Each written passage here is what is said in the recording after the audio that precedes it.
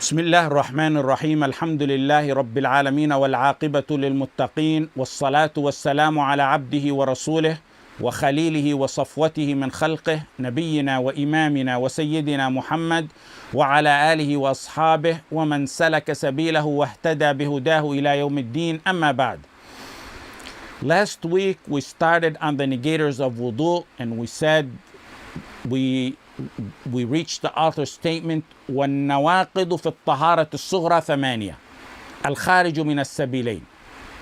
The author said there's 8 nullifiers. According to the author, there's 8 nullifiers of wudu.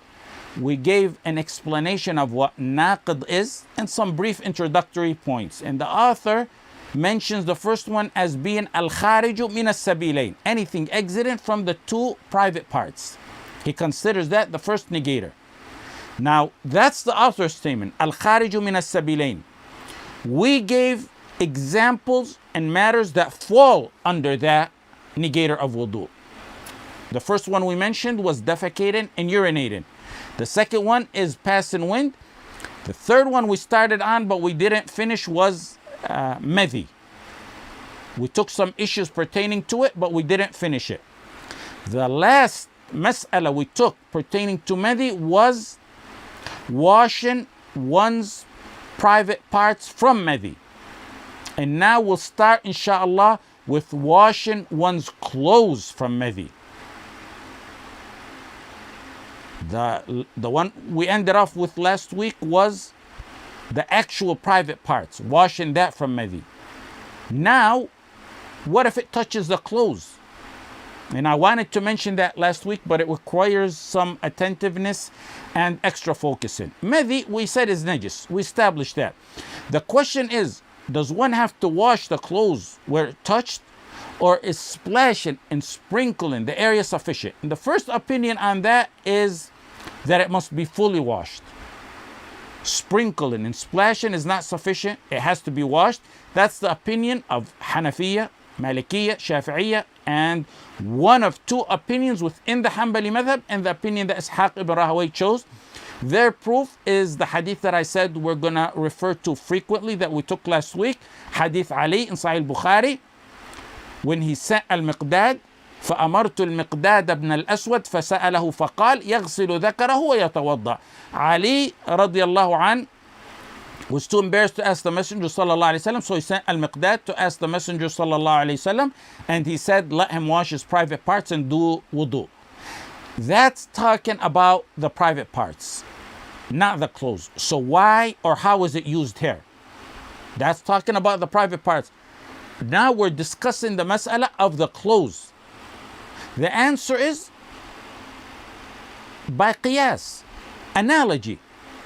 If you wash the private parts, just like you wash the private parts, by qiyas, by analogy, you should wash the area of clothes that madhi touched or reached.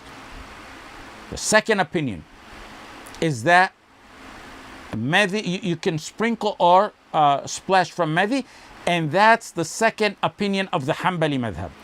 And it was the opinion selected by Ibn Taymiyyah and Ibn al-Qayyim rahimahumullah.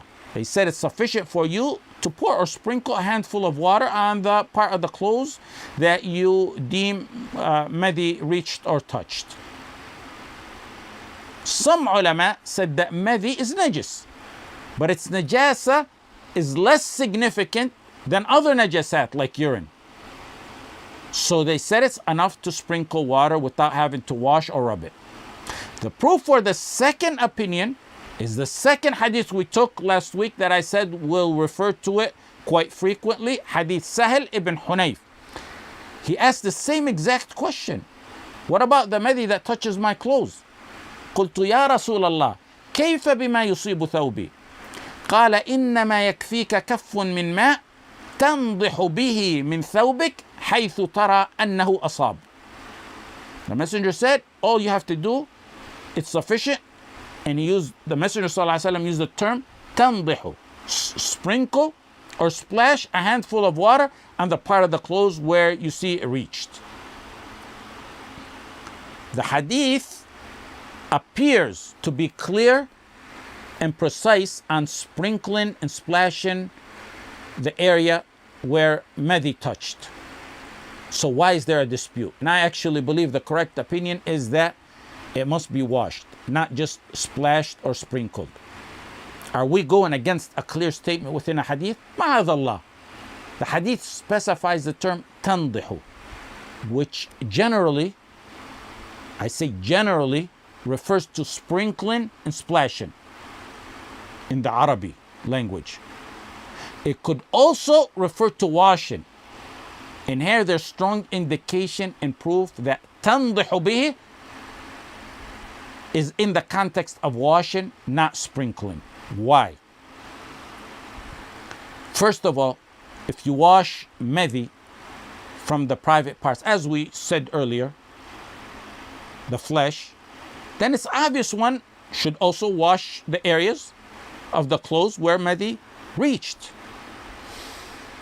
Number two, Hadith Ali radiallahu an, when he sent Al-Miqdad radiallahu an because he was too embarrassed. The Messenger sallallahu alayhi wasallam said, يَغْسِلُ ذَكَرَهُ وَيَتَوَضَّأ. In Sahih Muslim, it's يَغْسِلُ ذَكَرَهُ وَيَتَوَضَّأ. Perform wudu and wash the sexual organ, the private part. يَغْسِلُ, focus with me. Wash the private part. It's explicit. In Sahih Muslim, there's another narration pertaining to this, where the Messenger said, تَوَضَّأ وَانْضَحْ فَرْجَكَ. تَوَضَّأ وَانْضَحْ فَرْجَكَ. In that narration, the Messenger said, make wudu, and he used the term wandah, which means splash or sprinkle your private parts with water. Wandah. So as it pertains to washing the private parts, sometimes it comes clearly wash the private parts.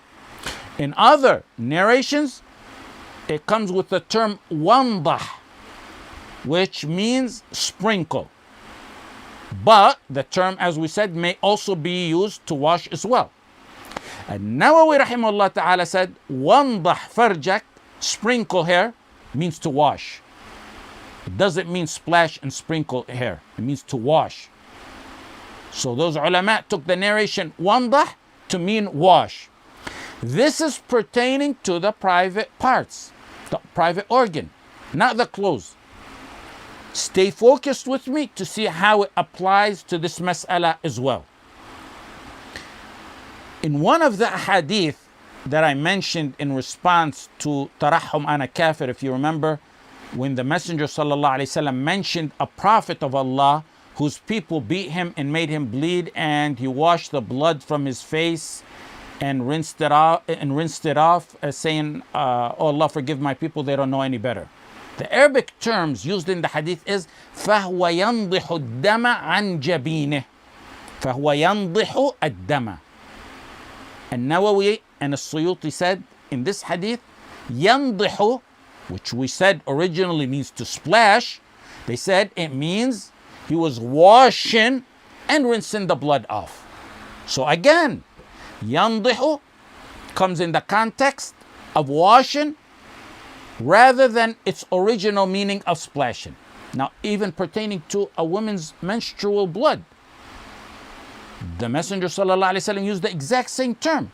He referred to the area of the blood that needs to be washed with ثُمَّ الْتَنْضَحُ. It comes in the term of splash, but here it clearly means to wash it.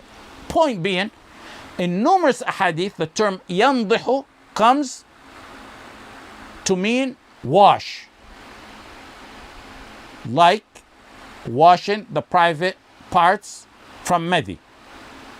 Also, like it was used pertaining to the Prophet who washed the blood off his face.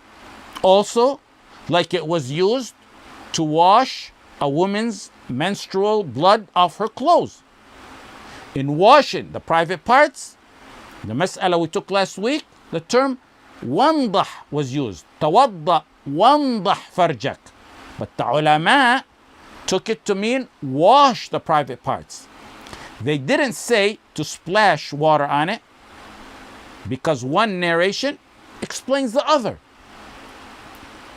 Now here, in this mas'ala, pertaining to madhi on the clothes, because the term for sprinkling or splashing is used, and because it comes in the context to mean wash, and they're used interchangeably in many hadith, in different topics as we mentioned, the term sprinkle and splash pertaining to the clothes where madhi was touched should be deferred to mean washing.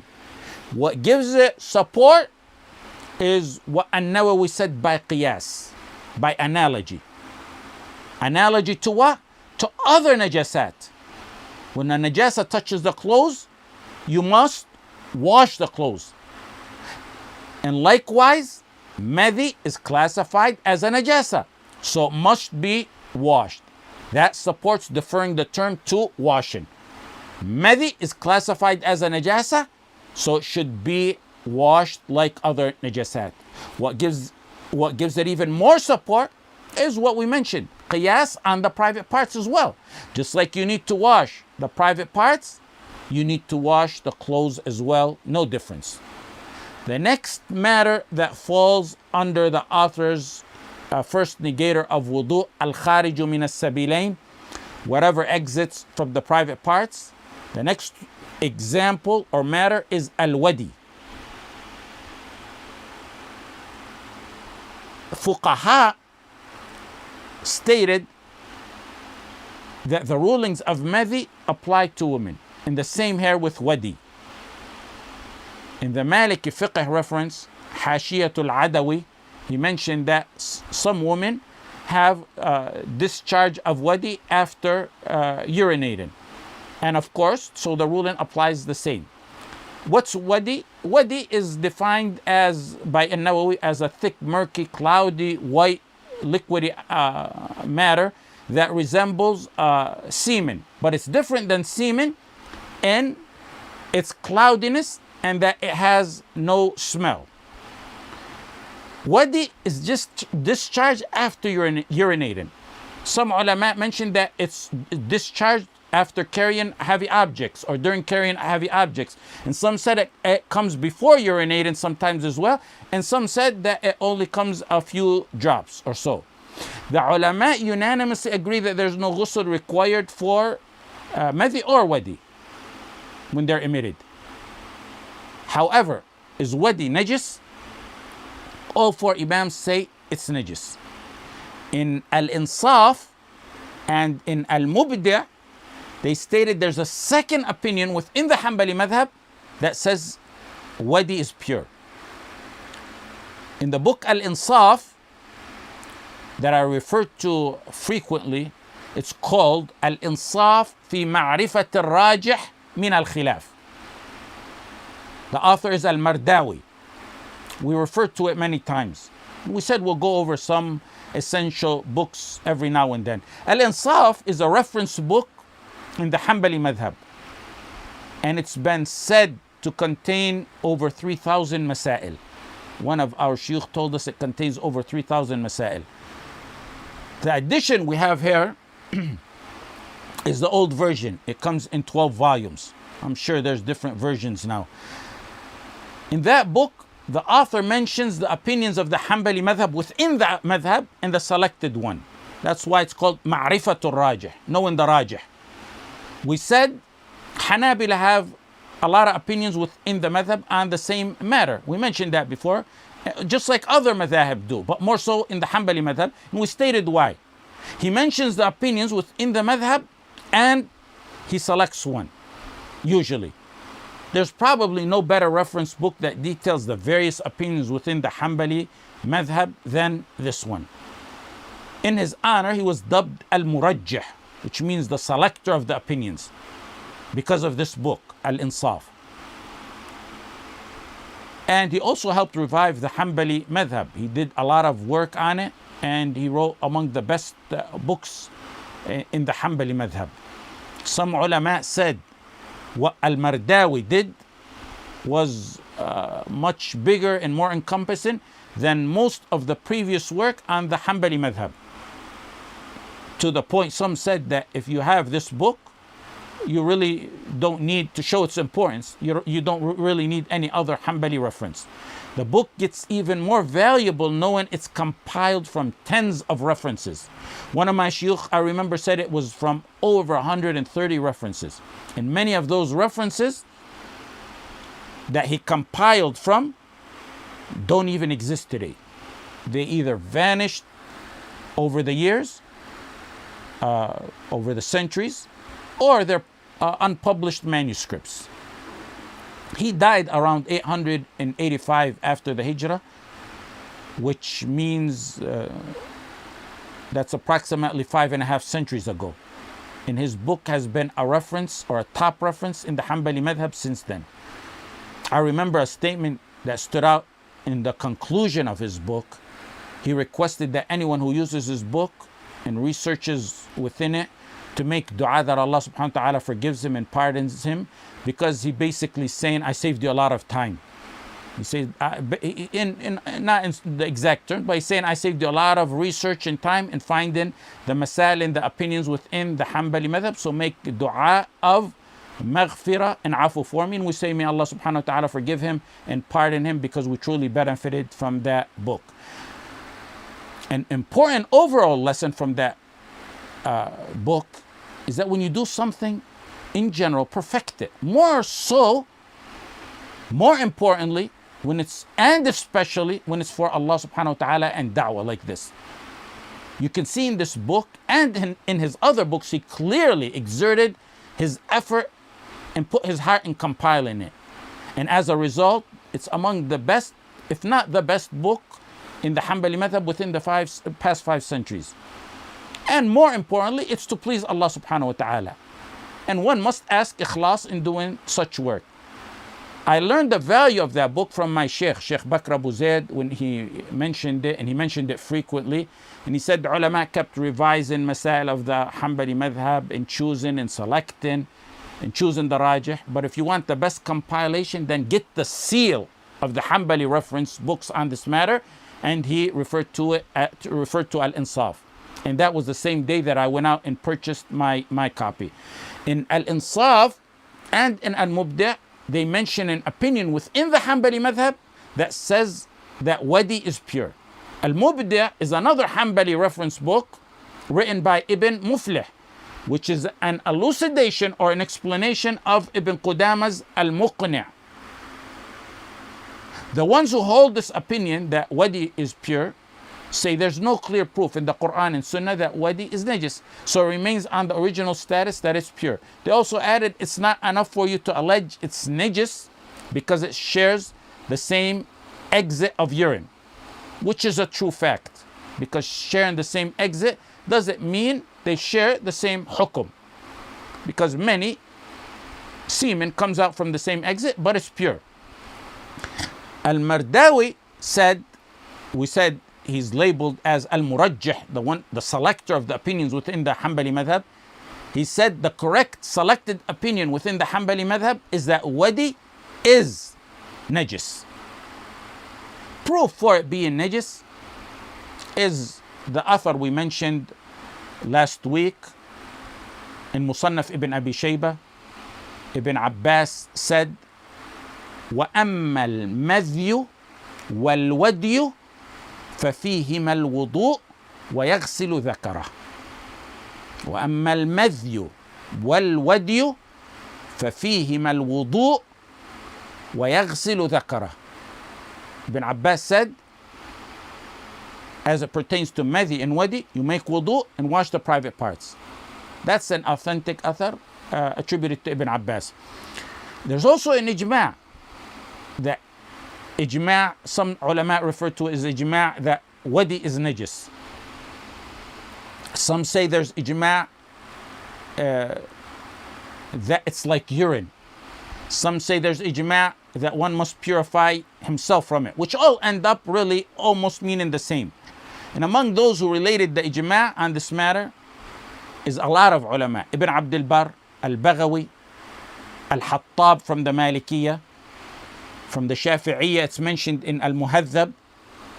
Al-Nawawi in Al-Majmu' also mentioned it. Ibn Qudama in Al-Kafi related the ijma'. Al-Khurashi, also from the Malikiyya, related the ijma', and his name is Al-Khurashi or Al-Kharashi or Al-Khirashi. And some say Al-Kharashi with a fatha and the kha and the ra.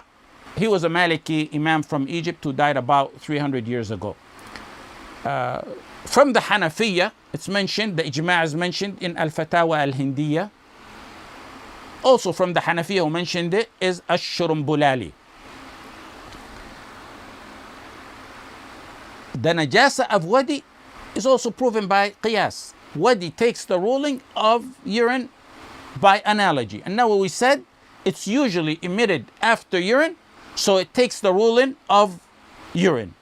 Ibn Qudama, rahimahullah ta'ala, said the ruling on wadi is identical to the ruling on urine because they have the same exit, which we said is not really a factor to go by, but he said that they're very similar, and that is true. How to purify from wadi? It must be washed just like urine. And we related, some ulama said the ijma' on that. Some Hanafiyya, however, and some Shafi'iyya said if it's very small amount, it's tolerable. Some Shafi'iyya said that small amount is something the eyesight can't see. Hanafiyya had a slightly different standard. The majority, in the correct opinion, is that there's no tolerable room for any minimal amount of wadi. It must be washed. Ibn Muflih mentioned it, and Al-Hajjawi mentioned it. They both emphasize that there's nothing of wadi that is tolerable, no matter how tiny or small it is. لا يعفى عنه مطلقا. Ibn Muflih said, لا يعفى عنه مطلقا.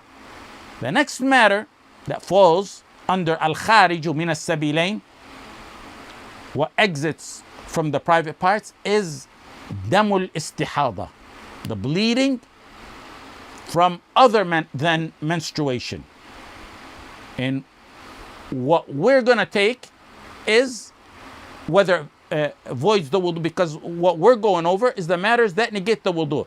We're going to go over, inshallah, whether it negates the wudu or not, as in the popular opinion that is trending, that a woman who has istihada has to do wudu for every single salah.